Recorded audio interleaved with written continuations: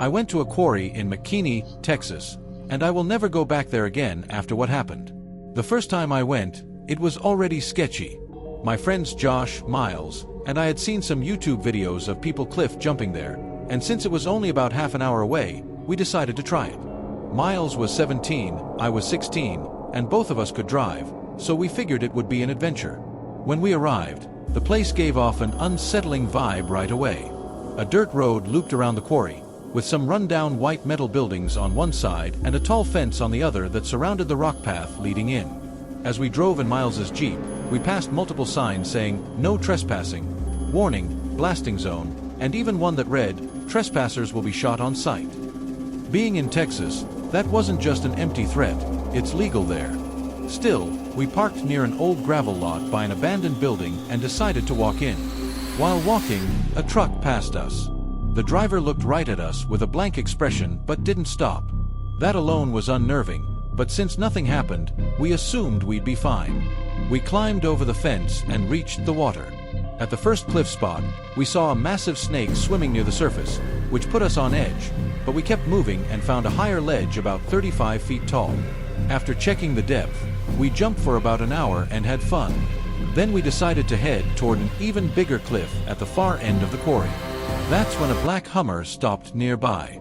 A woman in her 30s rolled down the window and shouted, "What the hell are you doing on my property?" We tried to act innocent, claiming we thought it was public land, but she didn't buy it. She yelled more before picking up her phone and saying words I'll never forget. "John, get the gun." We froze in fear. She then told us to follow her vehicle to a gate. Begging and apologizing, we promised never to return. She finally let us go but warned us the cops were coming and pointed us toward the exit. We didn't argue. We ran as fast as possible back to the car and drove off. I wish that was the end, but months later Miles suggested going back, this time with more people. Against my better judgment, I agreed if we had a bigger group. 5 of us went, and this time we parked at a church 2 minutes away, worried the woman might see our car and catch our plate. We walked in again, passing other vehicles.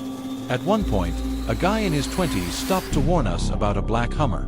We laughed nervously and even told him about our first run-in. We jumped the fence and settled at a second cliff spot, hoping we'd be more hidden.